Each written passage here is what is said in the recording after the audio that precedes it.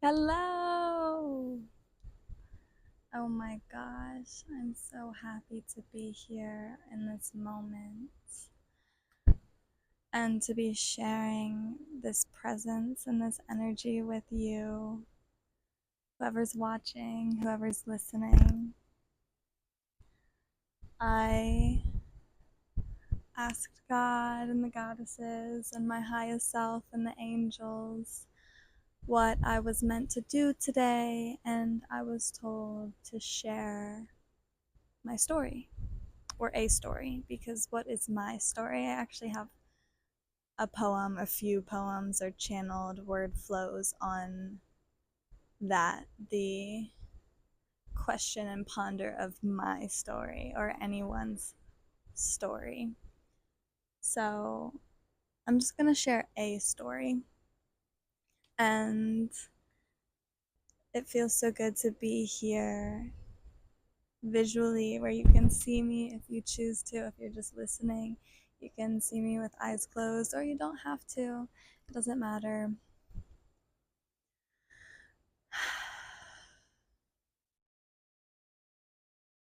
It's always interesting with stories where to start. I feel like it's pretty simple to know where to end. There's like a specific moment that ends the story. But where to start, because the stories never really start. It's all infinite. They never really end either.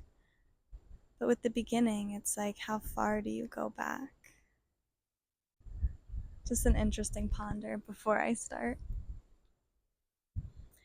So I came home to my hometown. I came home to my heart first, and then I came home to my hometown after my seemingly dream job turned out to be an entire illusion, a facade, a cover up for deception and pain and really dark, low, dense vibrational energies. And it was really traumatic and life shattering in every possible dimension and every possible way. It wiped everything clear, everything. And so I surrendered over and over and over and over again in every moment of the shedding process of that, and returned to my hometown and returned to my family. And it felt like steps backwards, it felt like I was reverting or just falling back. And that's never true, because there is no back, there is no backwards, there's only here and now. So although it may have felt like that, although the mind decided, I knew it wasn't true. And I knew it was a really beautiful opportunity to come back to my hometown with a lens and a perspective and a clarity that I've never had before, because I was becoming, in every shifting and shedding moment, I was becoming a me that I have never been, and yet was always meant to be. I was becoming the me that was written in my soul's contract of who I am, and remembering who I am, who I am. I know who I am, and it's so beautiful and so powerful. So I got to see that, oh, I get to go back to this hometown where I grew up and I lived so much of my life, and I get to reconnect with my family in ways that I never have, because I'm me in ways that I've never been, and that is such a blessing. And so it was really beautiful to lean into that fully with my heart. And I ended up staying with my father and the family on his side. And I've never lived with him full time like that. Um, Not because of him in any way, shape, or form. I actually always wanted to live with him. And so it was really beautiful that I got to do that now, or I get to do that now for some time, however long that is. I surrender to it, surrender to the unknown of the journey, the unfolding of the journey.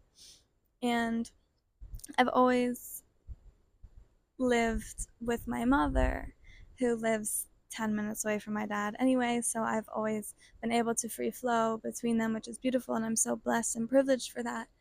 And it was such a shift to go home and to make a home space in my father's house and on the land there, as opposed to the room that I grew and built from the ground up at my mother's, which was my sanctuary, and to choose not to go back to that.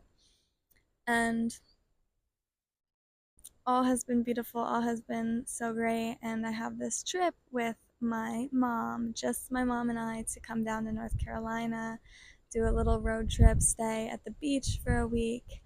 And it would have been the first time we're really like hanging out since I've been home, since I left the traumatic, illusionary experience of this dream job that I was surviving through. And there was a bit of nervousness of like, oh, that's a week alone with my mother. We definitely have some wounds there, or I do, that I've carried and that I carried very densely for a long time in my life. A lot of deep rooted pains and heavy energies that were tucked away in every corner of my vessel, that were really, really challenging to move through and really, really painful to feel. So, this new life, this new reality that I stepped into, there was a little bit of nervousness of, okay, we're about to spend a week together. What is that going to look like? There was also a bit of excitement. And if you know me, I always say excitement and nervousness are the same sensations in your body. You get to choose which you resonate with. And I'll say that it was both. So, packed up, got in the car. It's an 8-hour drive, just me and my mom. And we're driving, and I really wanted to stop and get some produce. The details don't really matter, so I'll leave it at that. I really wanted to stop and get some produce, and for the reasons that didn't align with her, it didn't resonate with where she was at in terms of her plans and her driving and her values. And so it became a little bit of a tiff, because with my feelings and my values, it was really important to me for this to happen. And for her, it was really important for it to not happen. So it went back and forth and ping ponged a bit, and then it blew up. And I broke down. And I broke down to the point where I got out of the car as we were driving out of the gas station, about to pull onto the main road. I walked out of the car, left the car door open, walked through this gas station, hid behind a building in a corner, and I just cried. And I just cried, and I cried, and I cried, and my heart broke into so many pieces. So many pieces. It was so painful, and I felt so lost. And I felt so many familiar feelings of being unloved and being unworthy and not being heard or seen or acknowledged in my truth, in my heart, in where I'm at and what I'm needing, and being ignored, being shut down, being silenced. So many familiar aching sensations return to my body in such a quick shift from such a small conflict. And it broke my heart. And to imagine that I had to get back in the car and sit next to her for the next 4 hours while my heart was shattered and I felt sick. I felt deeply sick and disgusted and hurt and angered and all of those dense moving, charged sensations in my body, to think that I had to get back in the car and sit next to her for another 4 hours in a contained space after I'd been silenced. It was really hard. It was really hard. So I called my support and I cried and I let it out and I grounded and I breathed and I was like, can I get an Uber home? Like, can I just live at this gas station for now? You know, when you're in the heat of the moment and nothing else exists except that moment. And it's like, I'll fucking do anything to escape what I feel right now because it's so heavy and it's so challenging. And it just feels like there is no existence outside of that moment. So that's where I was. And I eventually got back in the car and I just cried. I just cried silently in the car for about an hour and I held my heart and I breathed really deeply and I meditated and I called upon Mother, Father, God, and I called upon my angels and my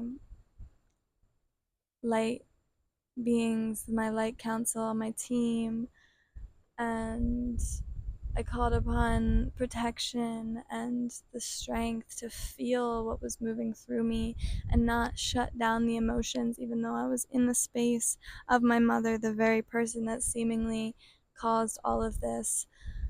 I allowed myself to feel, which for the entirety of my life, I never allowed myself to feel in her presence. So to be in the car next to her and allow these hot, steaming tears to drip down my eyes as I held my heart and it beat it in my hand and I just allowed it and I breathed and I allowed it and it was so sacred and it was so cathartic and it was so life changing because I just made a decision that I'd never made in my life before, to allow myself to feel, to be seen, to be heard, to be present, to be myself, to be embodied in my truth in such a raw, vulnerable state in the presence of the person that seemingly caused all of these dense, dark, painful energies. And I allowed it.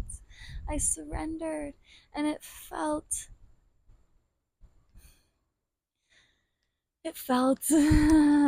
so deep, it felt so real, and something I love to say, it hurts so damn good. It hurts so damn good because I mean it hurt and I knew it was right and I knew I was changing my life and changing her life and changing our lineage and the timelines and releasing weights that our ancestors have been carrying for so long, and I chose in those moments to put those weights down, to let go.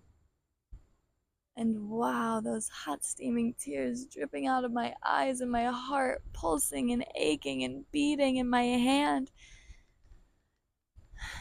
It was like I was born again. Again and again and again. It's like you think the rebirth happens and then it happens again. It never ends. And we finished the drive. We didn't speak a word the entire drive and the entire rest of the evening and the night. Once we arrived at the beach, we unpacked. I took space for myself. I cried more and more and more. Once I had alone space, I went to the beach and I sat and I cried on the beach and I drew in the sand and I felt so alone and I also felt so held in my own heart and by Pachamama, Mama Gaia, and the gods and spirit and the light. I felt so held and I also felt so alone, and it was the beautiful dichotomy of truth that is. And I put my feet in the water and I spoke to myself, my younger self, and my higher self, and to the angels, and I journaled, and I wrote poems, and I just let it be. I danced and I moved and I honored my body, and I allowed the sensations to move through me in the ways that they were meant to, and it was so, so raw, so sacred, so real. And then I went back to the room we're staying in, and we still didn't speak a word the rest of the night. And before I went to sleep, it was really painful, and it felt like younger me, who was so stuck living in despair and feeling so deeply alone and lost within herself, and feeling so insignificant and feeling so detached from love and truth. And I felt the familiar feelings of that while falling asleep, of like needing to cry, this heavy, dense, painful cry right before falling asleep, of like, I'm laying here crying myself to sleep alone, and no one knows, and no one's here, and no one cares. And it was so heavy, and it was so hard, and I felt so young in the ways that I was connected to my younger self. And I also felt so blessed because throughout all of that, I observed it. I had the higher perspective of observation of the sensations that were moving through me, and the memories and the familiarity and just all of it. And I just observed it as, wow, this is curious, this is interesting, this is perfect, this is real, this is. And I allowed it, and it felt exactly how it was meant to feel. And I allowed enough to move through me where I did feel grounded and connected again, grounded in my heart. I've done a big shift where now I ground in my heart, not ground in my root, because the root is still, the fear and primal carnal energies. So now I ground in my heart, which is really the connection to the light and the God and unconditional love. And it's so much more pure to ground in the heart for me. So I grounded myself into my heart, and I felt reconnected to all, and I slept. In the morning, I felt a bit better. I've been doing a lot of work in my dreams, which has been so, so beautiful. And I meditated, and I was so nervous. I was so nervous to talk to my mother. I was so nervous to speak those words. And I was like, we have a whole week together. I don't even want to be here. What do I do? We're just going to ignore each other all week. Like, we still hadn't spoken at all for like at least 12 hours at this point. And finally, I was like, hey, Mom, can we have a conversation soon? She was like, yeah, whatever she said yes. So I went out, did some things, came back, and I sat down, and I put on my protection, and I called upon my angels, and I called upon my heart and my soul, and I was like, yes, this is real, this is happening, this is it, this is the change, this is the evolution, this is it, this is what I'm meant to do, this is my work, my purpose. And my guides are with me. My heart is with me. I've already gotten through this. It's all perfect. So I sat down to talk with her. I got a little shell to hold to keep me rooted in the presence and keep me rooted in God and keep me rooted in truth and in my own heart. And I just held it, and it was my safety. And we talked, and I allowed her to express what she was feeling. And we've never had a conversation like this before. That's the thing. That's the radical part of it. We never talk about feelings. We hadn't my entire life. I suppressed all of my emotions the entirety of my life, which turned into really dark, heavy depression and suicidalness for as long as I can remember, for the entirety of my living existence on this earth, because I just learned and internalized the illusion of truth that I needed to suppress everything I felt, that it was bad to feel, that that feeling would make me lose love, that feeling would make me unworthy of love, that just all the things of why I shouldn't feel, why I shouldn't be who I am, why I shouldn't express my truth, why I shouldn't take up space. And so to sit down and have this conversation was the most radical thing I could ever possibly do. And wow, it was freaking scary. It was freaking scary. And I've done so much internal work, and it was a big one. So we sat down, we talked, she expressed where she was at with the stuff with yesterday and or the day before. I knew that this was my chance to embody all the work I've done in my other relationships, in learning conscious communication and learning the honoring of others' feelings and um, intentional listening and all of these really beautiful practices. And so I allowed her the space and I gave her my full attention, and then I reflected back to her, I hear you and I see you and I honor you and where you're at, and your feelings are valid, and I get this, and this is what I'm hearing. Um and then it was my turn to speak my truth, and I cried and I cried and I cried, and I never cried in front of my mother. I never cried in front of my mother, because for me that was death. I wasn't afraid of death. I was afraid of crying in front of my mother more than death. I would die day in, day out. I wanted to die day in and day out. But to cry in front of my mother, never. I would die a million times before I would have wanted to do that. Before I would have allowed myself to do that.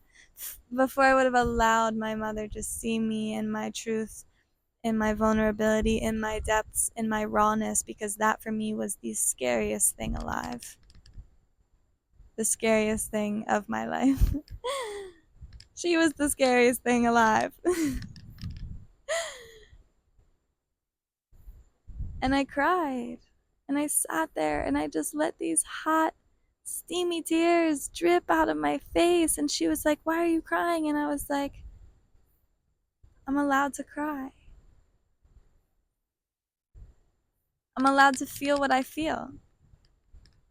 And I said it with a broken voice, and oh my God, my entire childhood, I dreamed and prayed that I would have the strength one day to be able to speak with a broken voice while crying. Others would do it, and it would touch my soul in a way that I could never articulate. To hear someone's cracked, raw, broken voice of their expressions through their pain, I dreamed that I would have the strength to be able to show up in my truth in that way, to speak through the pain, to speak through the heaviness, to speak through the sadness and the tears. I was so silenced, though. I was so silenced my whole life that I couldn't get a word out. I couldn't get a sound out. I would cry in silence. I would cry silently. I was so silenced. And so for me to cry my hot, steamy tears while my heart is pulsing and beating, and I feel this tension in my body, and I know that she's there, and she's watching me, and I can feel her eyes beaming into my soul while I'm crying, and my eyes are closed because I don't want to open them, and I don't want this to be real. And she says, "Why are you crying now?" And I say, "I'm allowed to feel what I feel. Feeling is my strength. I choose to feel, and And I did. I did, and she honored it. She was like, yeah, okay, you can feel. And it was so easy. It was so hard. It was so easy. It was so easy. She just honored it, and she honored me. And we talked back and forth, and I expressed myself. And in some moments, she'd get a little antsy and frantic in her energy and kind of cut me off. And I said, hey, can I have some space to speak? Can I have a turn? Can you hear what I'm saying? You had your space to express. Can you hear my expressions? And she would stop and she'd be like, yeah, yeah, okay. And I was like, uh, oh, yeah, I can have my space. I can speak my truth. And she honored it. She honored it. She said, yeah, okay. And I'm like, oh, okay. Oh, yeah, it's my turn. And so I cried and I expressed and I said, I feel this and I feel that and I honor you and I see you. And it's been really hard for me my entire life to feel around you. And there's so much heaviness there. And I'm more sensitive around you than anyone else in my entire life. So you might see me and think, oh, she did say, she's like, I just don't want you to take everything so personally and to get so upset and to be able to control your emotions. And I'm like, you don't see me in my life. You see me when I'm with you, and I'm more sensitive around you than I am around anyone else in the entirety of this existence. So yes, I take things personally around you, and yes, I'm sensitive around you, and yes, I'm super emotional around you because it's been my biggest challenge my entire life. And so now I get to be here and I get to feel and I get to tell you that. I get to tell you that after all of these moments, all of these horribly aching moments, these sensations of despair and heart shattering depths and loneliness, and I can't even put words to the heaviness and densities that I've felt in my life, specifically in relation to my family and my mother, and not feeling loved and not feeling worthy. And to be able to sit here with her and allow her to see me, allow her to hear me as I express my truths from my heart, allow her to know me and who I really am, allow her to hold that space for my authentic expression and embodiment, allow her to be as I allow myself to be, and allowing myself to tell her all of these things that kept me chained down to the very things that I was telling her. Because once I spoke it, well, now it's out into the ethers. Now it's transmuted from my bodies and my vessel and dispersed into the universe beyond, because I'm not holding that within anymore. I'm not keeping that as my story anymore. I'm not hiding that and shaming that and deciding that I'm attached to these truths and that they will rule my lives because I spoke them into reality and I said I let you go. I let you go, and I'm allowed to be seen. I'm allowed to be heard. I'm allowed to be honored, and it gets to be easy. And it was. It was. And the conversation just flowed, and then it was over, and then we were talking about cults. Like, what? And I was like, wait, when did the conversation end? When did it go from like I was just living my childhood deepest fears and pains and remembering these traumatic experiences I lived through alone night after night after night after night, and so afraid to approach you, and now we sat down, shifted every single timeline, ended all the stories, recreated our relationship, recreated our reality, and now we're talking about cults, and it was that easy. Like, now it's just over, and then we're making food and going to the beach and hanging out and playing tennis. Like, what? It gets to be that easy. The thing is, you get to lean in to the total freaking foreign radical discomfort before the ease sets in. You get to do that. You get to decide,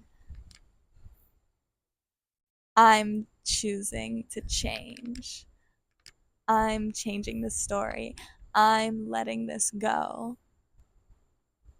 I'm freeing myself. I'm freeing my lineage. I'm changing the world. I'm choosing love.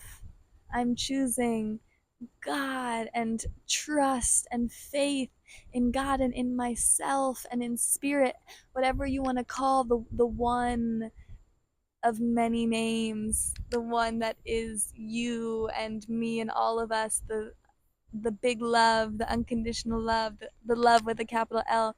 I'm choosing that. I'm choosing this. You get to lean in to the point where you get so close to the edge and it feels like everything that you ever knew in your entire life is crashing and crumbling, and there's a storm brewing and you don't know where to go, and you don't know what to do, and no one's there and no one cares, and you get to lean into that more and more and more and allow it to get so dark and so heavy and so dense and so beautiful and peaceful, because in a split second you lean over the edge and you fall and you're held and you're caught, and in a split second the storm turns into this beautiful oasis where you're laying back on a leaf that's floating down a river, and the sun is beaming on every molecule of your skin, and your eyes are closed because you don't even need to see what's coming, because you're held. This leaf holds you, and the sun holds you, and the water holds you. And the leaf, I don't know if I already said that, but the leaf holds you again. Maybe there's two leaves because you're so held. You're so held. And there's nothing you have to worry about, and there's nothing you have to think about, and there's nothing you have to do, because you are. You simply are. And love is. And it just flows. And it just exists, and it just emanates, and it just resonates, and it just radiates, and it amplifies, and so do you. And you get to be. You get to be. All because you made the choice to lean in to what was before that. And then you get to be. And every time you die and you rebirth, you think it's over, and then it happens again. So don't worry, because it always happens again. And when you're in the river and you're in the leaf, be careful, because there is always a treacherous waterfall on the other end of it, and you will die. And then you'll be reborn into a new oasis that you can't even imagine, because it just keeps getting better when you allow it to.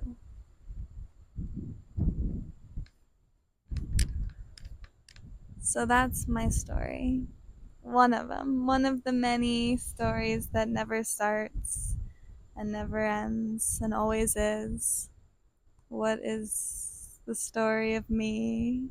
What is the story of you? It's just love. It's all just love. That's a story of a glimpse of a few moments of this infinite lifeline that I am supposedly living, and I honor you in every way, shape, and form, and beyond every way, beyond every shape, beyond all form. I honor you in your truth.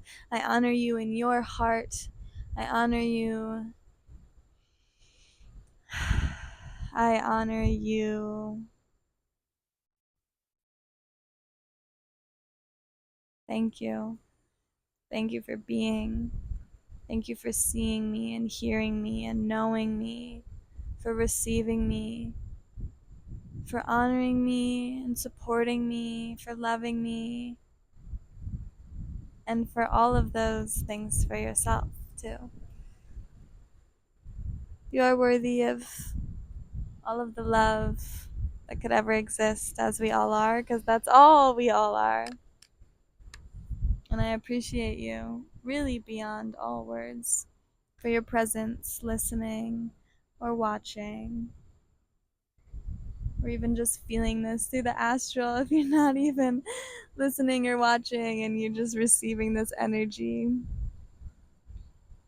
You're all such beautiful souls, and I'm so grateful that we are here together.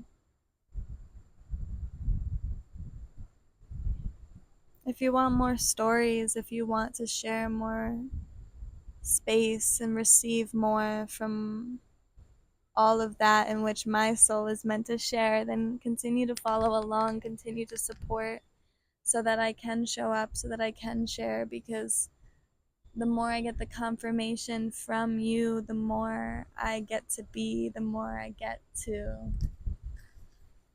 give and serve and offer. And I'm so blessed for that all. So if it resonates, let me know. If you want more, let me know. If you have requests, if your soul is feeling called to something specific from me, let me know, because I'm here. I'm here for you. I'm here for us. And as much as you can support, I'm here to receive. And as much as you're willing to receive, I'm here to serve. And if this feels resonant to share with someone that you know, do so. Follow your heart.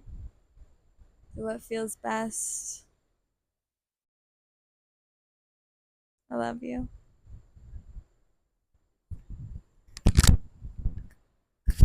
Mwah.